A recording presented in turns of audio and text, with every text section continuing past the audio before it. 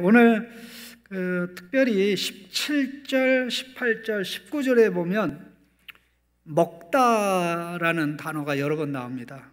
17절에 몇 번 나오죠? 3번 나옵니다. 내가 내게 먹지 말라 한 나무의 열매를 먹었은즉 2번 나오죠.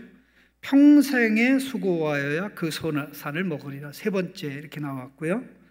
그 다음에 18절에는 땅이 내게 가시덤불과 엉겅퀴를 낼 것이라 내가 먹을 것은 또 한 번 더 나오죠. 밭의 채소인즉. 그 다음에 19절에 또 나옵니다. 내가 흙으로 돌아갈 때까지 얼굴에 땀을 흘려야 먹을 것을 먹으리니. 여기 먹을 것이라는 것은 빵이란 뜻입니다. 먹으리니 여기 동사가 한 번 더 나옵니다. 자, 이렇게 하나님이 아담에게 선악과를 먹은 것에 대한 책임으로 고통을 언급하는데 결국 먹는 것으로 문제가 생겼기 때문에 먹는 것으로 고통이 임하도록 하셨다는 것을 꼭 기억을 할 필요가 있습니다. 혹시 아마 우리 창신교회 성도님들은 다 기억할 것 같은데 이 영어의 death, D-A-T-H 화면에 좀 써주실래요? D-A-T-H, death, D-E-A-T-H 라는 단어가 from eating이라는 먹음으로부터라는 단어라는 것을 제가 여러 차례 설명을 했는데요. 화면 좀 써주세요. 예. D-E-A-T-H, D에 해당되는 게 from이란 뜻입니다. 그 다음에 가운데 세자가 뭐죠? eat. 이게 뭡니까? 먹음이죠. 그러니까 from eating. 그러니까는 먹을 것을 먹은 거예요? 먹어서는 안 될 걸 먹은 거예요? 먹을 것을 안 될 것을 먹어서 문제가 됐죠. 그러니까는 잘못 먹어서 이제 결국 하나님께서 고통이 인간 세계에 임하게 하셨는데 그 고통 중에 큰 고통이 먹는 고통입니다. 이게 땀을 흘려야, 원래 먹음은 고통과 괴로움이 아니라 즐거움이죠. 희열이죠. 감격이죠. 그런데 이 먹으려면, 물론 오늘날에는 물자가 풍성한 시대에 상당 부분 해결이 되었지만 그럼에도 불구하고 이 먹음은 참 우리에게 말로 다 할 수 없는 고통과 아픔이 되어지는 것을 좀 기억을 했으면 좋겠는데요. 이 죽음을 해결하려면 이제 잘못된 것을 먹어서 그러니까 이제 죽음을 해결하려면 뭐예요? 먹어야 될 것을 먹어야 되는 거죠. 바르게 먹어야 된다. 먹어야 될 양식이 하나님 말씀이죠. 하나님 말씀이신 예수 그리스도죠. 예수 그리스도를 어떻게 먹습니까? 믿음으로. 예수님을 믿는 게 먹는 것입니다. 예수님을 바라보는 게 먹는 것입니다. 그런데 오늘 우리의 삶을 가만히 계속 보면 먹어야 될 하나님의 말씀은 안 먹고 마치 아이들이 정말 건강에 도움이 안 되는 음식을 먹듯이 성도님들도 하나님 말씀은 안 먹고 하나님 말씀은 안 가까이 하고 이상한 것들을 가까이 하면서 점점 더 생명에서 멀어지거나 아니면 생명이 피폐해지는 그런 상황에 도달할 수가 있는데요. 우리가 이 부분을 정확하게 이해하는 것이 굉장히 중요합니다. 예를 들어서 인간에게 먹는 것은 처음서부터 고통스러운 일이었다라고 이야기한다면 이거는 창조를 부인하는 것이 됩니다. 먹는 것은 선물이었어요. 말로 다 할 수 없는 기쁨과 희열이었어요. 하나님께서 그 먹음의 기쁨을 가지고 그 기쁨을 노동으로 표현하라고 말씀하셨거든요. 자, 보세요. 먹는 것은 원래부터 고통스러운 거였다. 이렇게 얘기한다면 이 창조를 부인하는 거라 그랬죠. 그러면 왜 먹는 게 원래부터 고통스러워졌느냐? 원래부터 그런 게 아니라 먹어서는 안 될 것을 먹었기 때문에 이건 타락의 결과다. 타락으로 해서 고통되기 위해서 창조 타락이 나오죠. 그럼 앞으로 이 먹는 문제는 계속해서 고통스러울 것이다 라게 되면 뭐를 부인하는 겁니까? 구속을 부인하는 거죠. 구속을 부인하는 거죠. 구속을 부인하는 거죠. 그래서 모든 부분 하나하나 하나님의 말씀으로 우리에게 주어진 상황을 이해하면 원래 창조는 어땠는데 그 결과 타락으로 이렇게 됐고 이 상태에서 구원받는 게 예수 그리스도 안에서 주어지고 그 구원의 완성이 새하늘과 새 땅이다. 이렇게 이해하면 이 하나님 나라의 그림이 명확하게 그려지는 것입니다. 오늘 이와 관련해서 하나씩 좀 생각하는 가운데 좀 정리를 해봤으면 좋겠습니다. 99번입니다. 미리 숙제를 드렸었는데요. 그 아담이 금지된 과일을 먹음으로 그 아담 부부가 마음껏 누릴 수 있었던 에덴 동산의 각종 열매를 누리는 것이 어떻게 됐습니까? 불가능하게 됐습니까? 아주 어렵게 됐습니까? 불가능한 건 아닙니다. 아주 어렵게 됐어요. 아주 어렵게 됐어요. 그래서 오늘 본문 말씀에 보면 18절을 읽어볼까요? 땅이 내게 가시덤불과 엉겅퀴를 낼 것이라 내가 먹을 것은 밭의 채소인즉.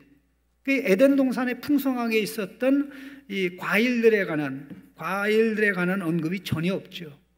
그리고 실제로 인류 역사를 쭉 해서 보면 과일을 그렇게 먹은 그 역사가 길질 않아요. 그만큼 그렇게 최고로 풍성해 주어졌던 것이 이 타락으로 말미암아 누리지 못하게 되는 어렵게 되어졌던 것을 다시 한번 확인했으면 좋겠고, 이게 이제 새하늘과 새 땅에 도래하면 가장 풍성한 게 뭡니까? 열매죠. 에덴 동산에 있던 각종 나무의 열매보다 더 풍성한 한 달에 한 번씩 12달 열매를 맺고 한 나무에서 12종의 열매를 맺는다 그러니까 그 풍성함이라는 건 말로 다 할 수 없는 거죠. 그러니까는 에덴 동산의 상태보다 더 좋은 상태로 나아가는 것이 이제 하나님 나라의 완성인 새하늘과 새 땅이다. 일단 그렇게 봤으면 좋겠고요. 100번입니다. 에덴 동산과 같은 잠재력을 가진 비옥한 온 땅은 어떻게 됐습니까? 에덴 동산과 같은 잠재력을 가진 비옥한 온 땅은 아담 때문에 혹은 그와 상관없이 저주를 받아 먹을 수 없는 먹을 수 없는 가시덤불과 엉겅퀴를 낼 것이 됐죠. 가시덤불과 엉겅퀴. 그러면 뭐 때문입니까? 아담 때문입니까? 아담과 상관없습니까? 아담 때문에. 자, 여기 17절에 땅은 너로 말미암아 너 때문에 저주를 받고 이렇게 됩니다. 너 때문에. 하나님이 인간을 땅을 기반으로 해서 살도록 땅에서 흙에서 취하셨죠. 그리고 이 흙으로 만든 이 피조물들이 사람만이 아니라 공중의 새도 하나님이 흙으로 만들었고 땅의 짐승도 하나님이 흙으로 만들었고 사실 물고기도 흙으로 만든 거거든요. 그래서 다 이것들이 죽으면 그냥 흙으로 돌아가게 되지 않습니까? 그런데 결국 이 에덴 동산과 같은 잠재력을 가진 이 비옥한 온 땅, 그러니까는 어떻게 보면 개간만 해서 씨만 뿌리면 정말 엄청난, 러시아의 땅 같은 거 물만 들어 사막, 사하라 사막 같은데 그 사하라 사막에 대해서 최근에 연구 나온 거 보면 그게 옛날에 어마어마한 큰 규모의 호수가 있었답니다. 그러니까 우리가 상상을 초월해서 지금 엄청나게 좀 쓸모없는 지구의 이런 모든 땅들이 사실 하나님이 원래부터 그렇게 만드는 게 아니거든요. 에덴 동산과 같은 잠재력을 가진 그런 땅이고, 얼마든지 에덴 동산을 모두해서 다 이렇게 하나님이 아름답게 만들어 갈 수 있었는데 결국 그 잠재력을 사용할 수 없게 되어지는 그런 결과가 일어난 겁니다. 그걸 명확하게 하는 게 땅은 너 때문에 저주를 받는다. 땅이 그 기능을 못, 그렇게 되니까 어떻게 됩니까? 땅을 기반으로 해서 살아야 되는데 오히려 그 효과가대로 나오질 않게 되죠. 자, 101번입니다. 그래서 이게 연결이 되는데요. 자, 타락 후 인간의 노동은 모모를 위한 것으로 전락하여 이렇게 되어 있습니다. 인간의 노동은 뭘로 전락했습니까? 예, 먹고 살기 위한 것으로 전락해 버렸습니다.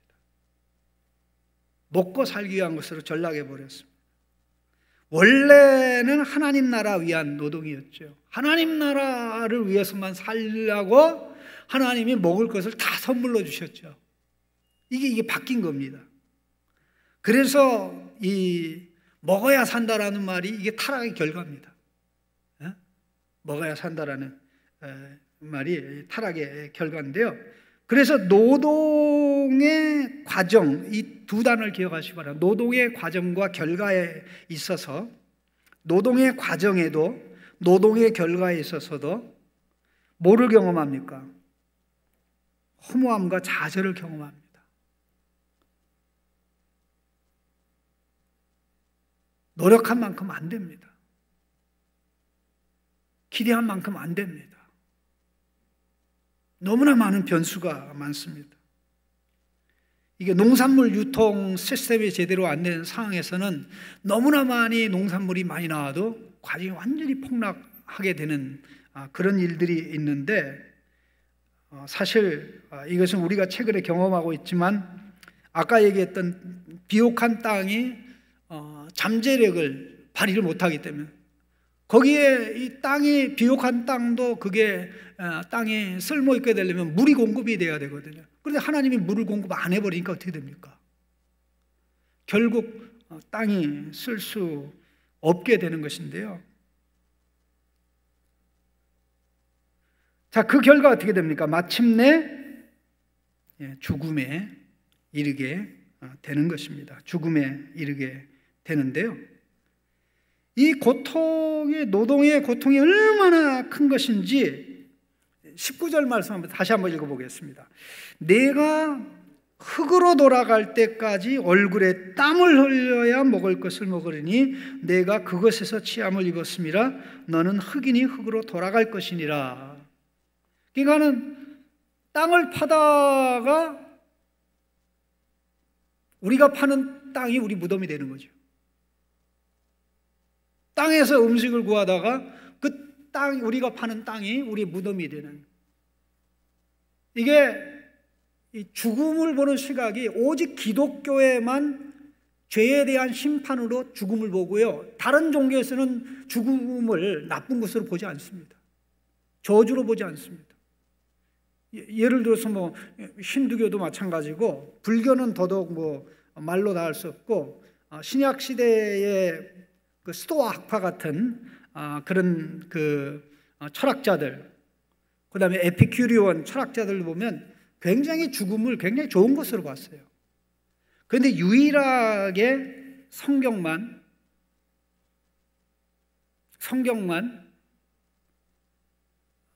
죽음을 하나님의 진노와 저주로 봅니다.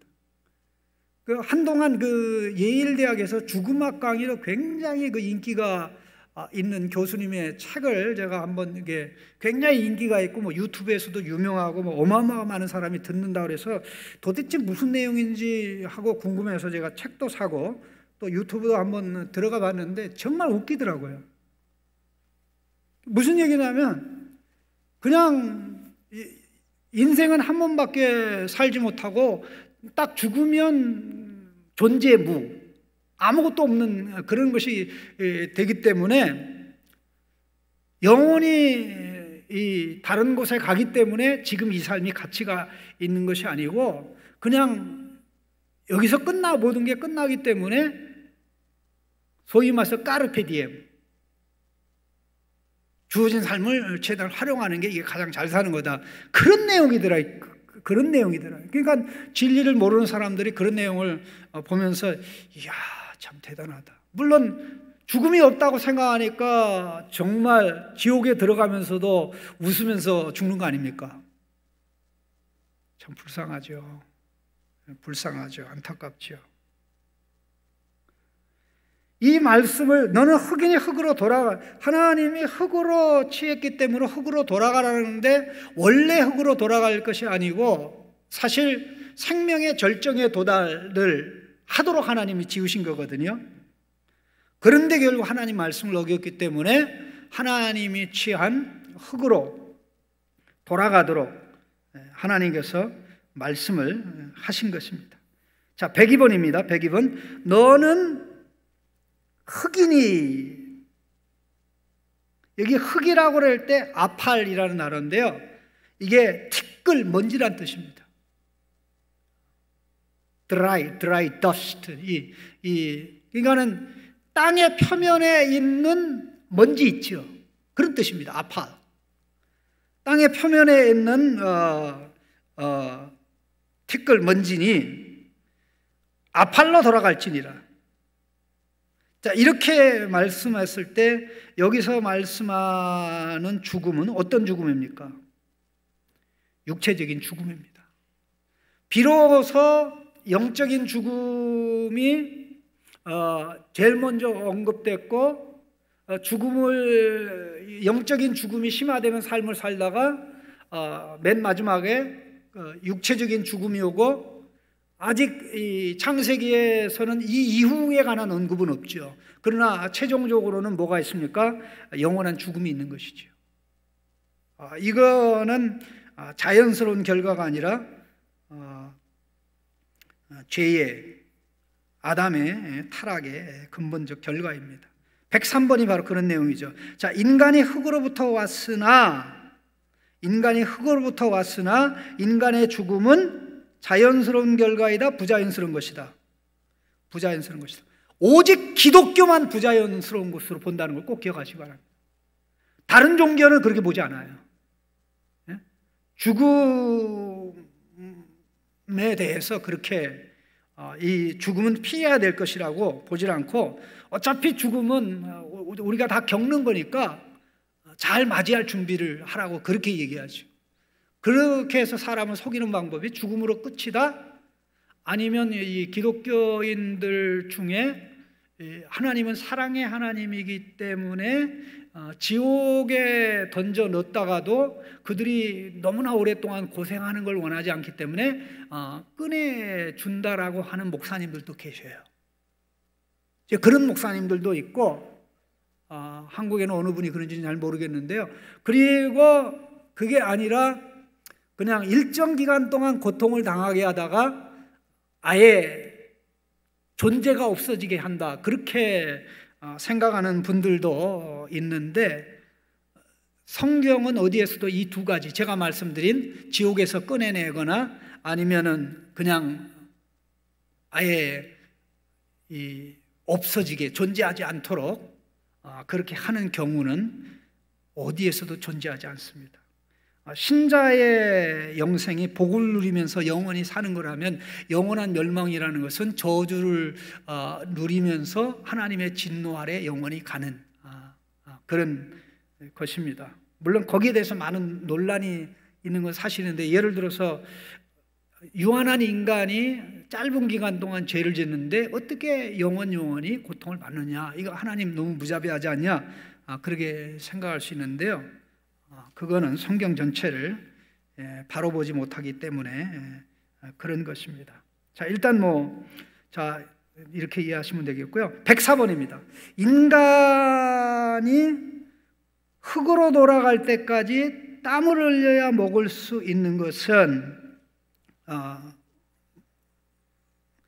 땀을 흘려야 먹을 수 있는 것은 아담이 뭡니까? 아담의 불순종으로 땅이 뭐를 받았기 때문입니까? 저주를 받았기 때문입니다. 여러분, 이 똑같은 원리를 하나님이 이스라엘 백성이 애굽에서 나서 가나안 땅에서 할 때 그들이 순종하면 땅을 기름지게 한다 그랬죠. 하나님이 비를 내리고 이 가축이 건강하고 농사가 잘 되고 포도원 소득이 많고 소출이 많다 그랬죠. 이 사실 똑같은 원리가 그대로 작용하는 것이거든요. 어떻게 이게 가능하냐면, 하나님이 지구상의 모든 만물을 다스리고 지배하고 이끌어 가시기 때문에 그렇습니다. 자, 105번입니다. 전도서가 외치는 헛된 인생과 헛된 노동, 인간의 모든 추구가 거기에 해당되는데 결국 뭡니까? 타락의 필연적 결과입니다. 창조가 그렇게 된 게 아니라 타락의 필연적 결과죠. 자, 그러니까 우리는 노동의 고통과 아픔을 경험하면서 구원받아야 될 필요성을, 우리에게 구원자가 필요함을 인식하고, 원래는 이런 것이 아닌데 정말 이것 때문에 못 살겠네 이러게 되니까 예수 그리스도의 구원의 필요성, 우리의 구원이 완성될 때 노동은 가장 영광스럽고 존귀하고 복된 것으로 승화될 것을 우리가 기대할 수밖에 없죠. 자, 우리는 이 모든 부분을 너무 인간적인 관점에서만 생각하는데요, 이걸 좀 더 이제 인간 이외의 피조물에까지 다 확대를 해서 이해하는 것이 굉장히 중요합니다. 106번입니다. 인간 이외에 피조 세계의 양육강식이 있습니다. 이게 양육강식이 무슨 뜻이냐면은, 약한 거는 강한 자의 음식이다 그런 뜻입니다. 약한 거는 강한 자의 밥이 된다 그런 뜻입니다.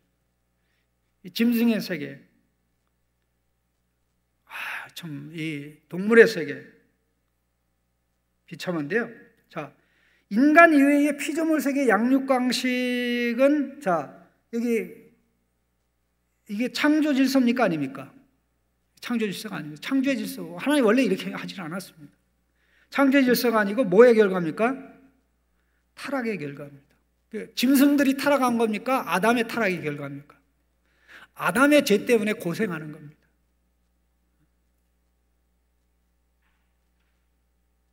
하나님이 그랬잖아요. 이스라엘 백성에게, 너희들이 순종하고 내가 원하는 길을 가면 이 가축들도 복을 받는다. 가축들도 낙태하지 않고 새끼를 잘 낳고 건강하고 윤택하고 결실이 있고. 사실 이 똑같은 원리가 그대로 작용되는 건데요, 이 피조 세계에서 이런 새들이나 바다의 물고기나 그 다음에 이 땅의 짐승들이 당하는 고통은요, 말로 다 할 수가 없습니다.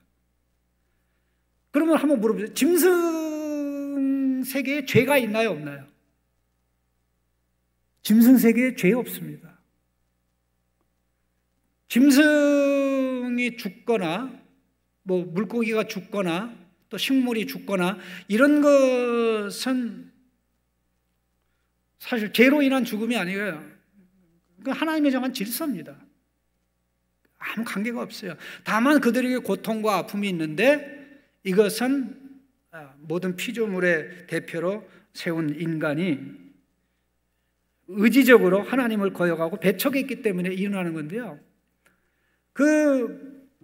제가 얼마 전에 우연히 그 바다 고기가 고통당하는 것에 대한 어떤 다큐를 한번 보고 너무나 충격을 받았어요. 그게 무슨 내용, 무슨 다큐인지는 기억은 안 나는데 물고기와 관련된데요, 어떤 고기는 밤에 잠을 잘 때 눈을 못 감아요. 눈을 못 감는 게, 눈을 감으면 와서 자기를 잡아먹으니까 잘 때도 눈을 뜨고 경계를 하면서 자야 되는 거예요. 여러분, 짐승이 한꺼번에 여러 마리 짐승을 낳잖아요. 예? 여러 마리를 낳는데 생존율이 굉장히 낮습니다. 다른 짐승이 잡아먹는단 말이죠. 새도 마찬가지고 야생 짐승도 마찬가지고, 물고기 세계 정말 상상을 초월해서 심합니다. 이 고통에 하나님이 원래 이렇게 만든 게 아니거든요. 이 아름다운 세계가 아담의 죄로 인해서, 또 아담의 죄를 물려받은 그의 후손들이 그 죄가 심해지고 심해지면서 비참하고 비참하게 되어져 가는 것이죠. 우리가 꼭 기억을 해야 될 것은 노아 홍수 때 짐승들도 구원받고 짐승들도 멸망하죠. 인간들의 죄로 인해서 짐승들이 망하고 공중의 새, 땅의 짐승. 노아 홍수 때는 바다의 고기들은 어떻게 됐을까요? 바다의 고기는 홍수가 너무 심해가지고 좀 죽은 경우도 있겠지만 전체적으로 모르게 죽거나 그러지는 않았습니다. 왜냐하면 노아의 방주 안에 들어갔던 물고기는 없기 때문이죠. 자, 그렇다면 이 피조물들이 에게 임한 저주가 그대로 남아 있어야 됩니까? 저주가 제거가 돼야 예수 그리스도가 온전한 구원자, 모든 피조물의 회복자, 구원자가 되는 거겠죠. 그래서 이 부분을 우리가 지금 마지막으로 인식을 해야 되는데요. 자, 10번입니다. 10번. 예수님의 재림 때에 피조물들에게 임한 모든 저주는 제거될 것이다.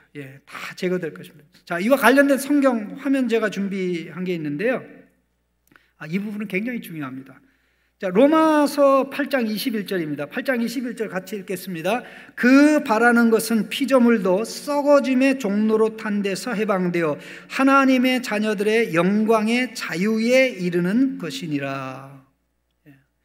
여기 피조물들도 썩어짐의 종로로 타. 여기서 말하는 피조물들은 인간 이외의 피조물입니다.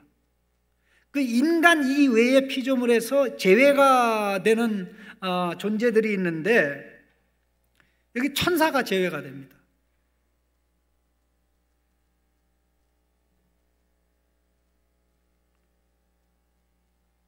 이 피조물들이 하나님의 아들, 딸들이 구원이 완성되기를 그렇게 애타게 기다린다는 겁니다. 로마서 8장에 이 신음, 세 가지 종류의 신음이 있는데 신자의 신음, 성령님의 신음, 피조물의 신음. 이 세 신음은 예수 그리스도의 구원이 온전히 이루어지기를 열망하는 신음입니다. 순서가 어떻게 되냐면 성령이 우리 안에 들어오면서 성령의 신음이 시작되고 또 우리의 신음이 시작되는데 우리의 구원이 완성되는 게 지구상에 구원받아야 될 하나님의 모든 백성이 구원을 받게 되는 시점이 올 때 인간 이외에 식물의 세계, 동물의 세계, 미생물의 세계 이런 것들도 그 구원의 기쁨에 참여하게 됩니다. 다만 그들은 죄로부터 구원받는 게 아니죠. 죄로 인한 고통과 저주로부터 이제 건짐을 받는 겁니다. 저주로부터 건짐을 받는 건데 이거는 사실 말로 다 할 수 없는 기쁨이 아닐 수 없고요. 그래서 제가 가끔 성도님들에게 말씀하기를 자연을 좀 가까이 해라. 그 다음에 자연의 소리를 좀 들어라. 그렇게 하는 이유가 있는 게 여러분 새하늘과 새 땅에 나무 풀 있을까요? 없을까요? 새가 있을까요? 없을까요? 꽃이 있을까요? 없을까요? 그거 다 있어요. 짐승들은요?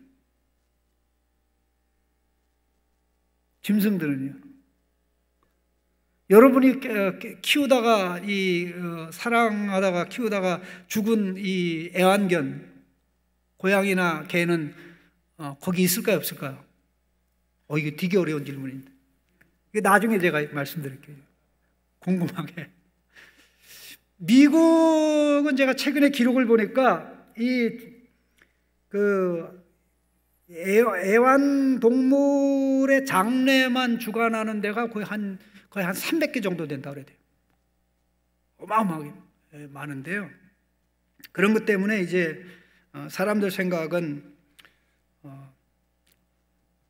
예수 믿는 사람이 키웠던 애완 동물이 죽으면 그 천국에 간다고 이렇게 생각하는 사람이 굉장히 많습니다.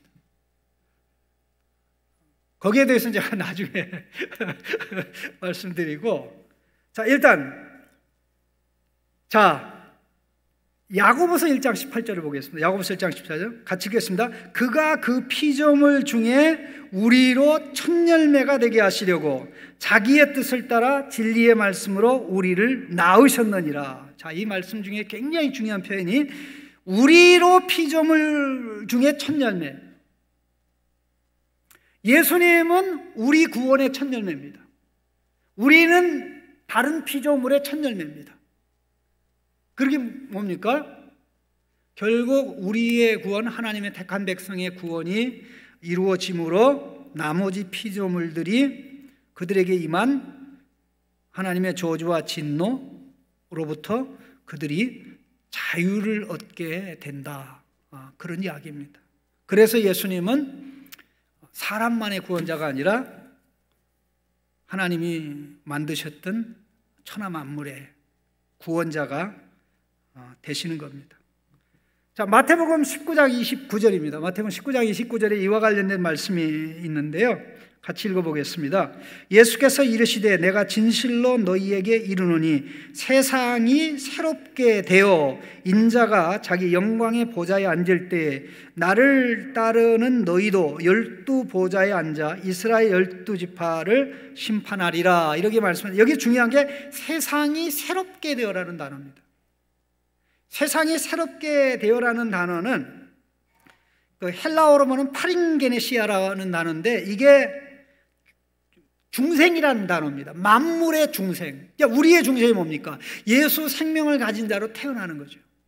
이와 같이 인간 외의 피조물들이 새롭게 된다는 거죠. 예수님이 재림하실 때. 자, 이 회복의 운동은 이미 시작이 된 겁니다. 사도행전 3장 20절 21절입니다. 같이 읽습니다.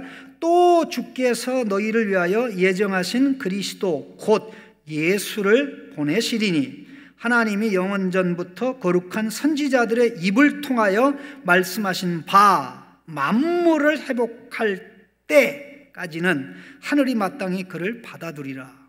자, 선지자들의 입을 통하여 말씀하신 바 만물을 회복할 때 이 단어가 원래는 만물의 회복이란 단어입니다.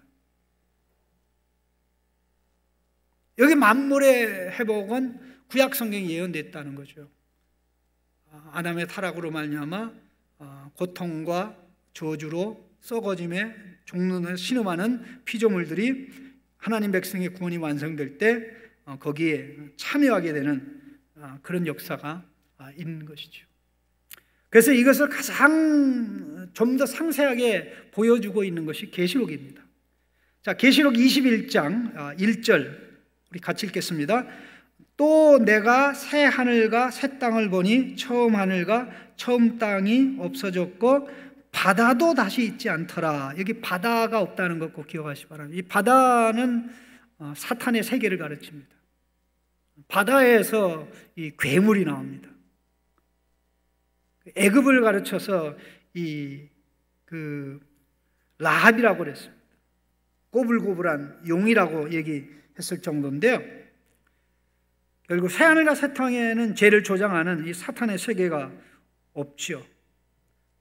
자, 계시록 21장 4절 5절입니다. 모든 눈물을 그 눈에서 닦아주시니 다시는 사망이 없고 애통하는 것이나 곡하는 것이나 아픈 것이 다시 있지 아니하리니 처음 것들, 이 처음 것들이라는 걸 꼭 정확하게 이해해야 됩니다. 처음 것들이라는 말씀의 뜻은 타락의 결과로 옛 창조에 들어온 것들입니다.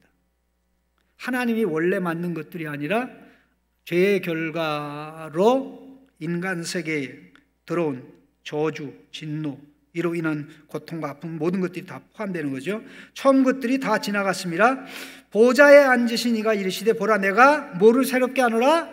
만물을 새롭게 하노라 하시고 또 이르시되 이 말은 신실하고 참되니 기록하라 하시고 이렇게 나옵니다. 자, 그 다음에 22장 3절 5절입니다. 다시 뭐가 없다고요? 저주가 없으며 저주가 어떻게 되는? 다 제거된다는 것이죠.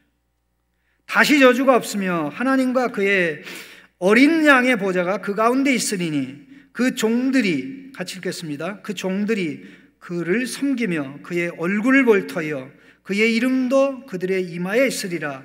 다시 밤이 없겠고, 밤이 없다는 말을 2번 강조하고 있습니다. 21장 25절에 밤이 없습니다.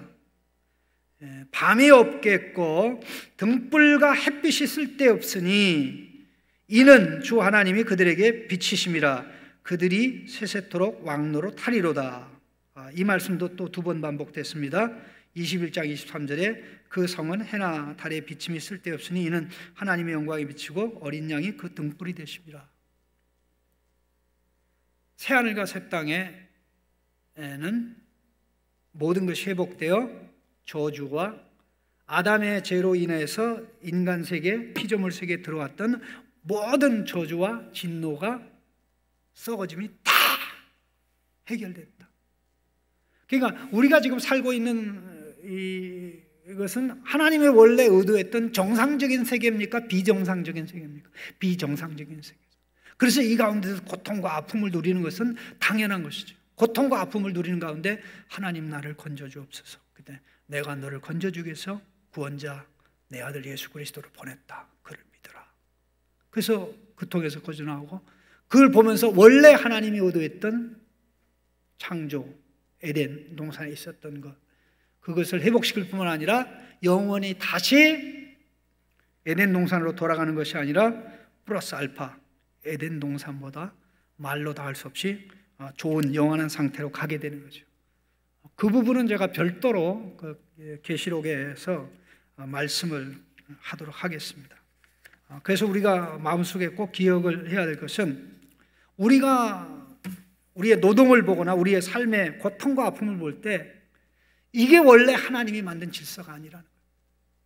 하나님을 거역해서 이런 고통과 아픔이 있는 것인데 이런 고통과 아픔에서 건져 우리를 영원한 만족과 기쁨으로 하나님이 나가도록 인도하시고 이끌어간다. 우리에게 유일한 소망은 하나님 나라밖에 없죠. 하나님 나라 가져오는 예수님밖에 없죠.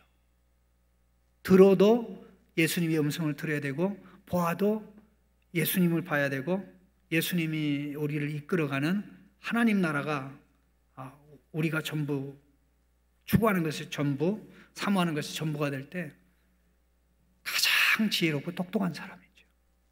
바로 사는 것이죠. 네. 지금 이 상황에서는 내 안에 죄가 하나님 나라 추구하는 걸 파괴하고 내 밖에 있는 죄가 반대하고 또 사단이 반대하고 또 하나님 나라를 인정하지 않은 하나님을 거부하는 사람들이 반대하니까 너무나 고통스러워요. 그러나 그 고통 상황 가운데 나의 영원한 구주 예수요, 영원한 구주 예수요, 나를 구원하여 주옵소서. 날마다 이 저주로부터 건짐받는 그 예수님이 가신 그 순종의 길을 예수님의 순종의 능력으로 예수님이 받으신 저주를 극복하고 나아가는 이 모습이야말로 가장 복되고 영광스러운 삶인 줄로 믿습니다. 하나님 아버지, 시간 기도합니다. 아담에게 하신 말씀을 또 성경 전체에 비춰보아 우리가 어떻게 예수 그리스도 안에서 회복되어야 되는지 그날을 바라보며 믿음으로 나갑니다. 예수님이 아니면 큰일 날 뻔했습니다. 예수님을 바라보게 하시고 그 말씀을 쫓아서 살아가는 우리 모두 되도록 역사해 주옵소서. 예수님의 이름으로 기도하옵나이다.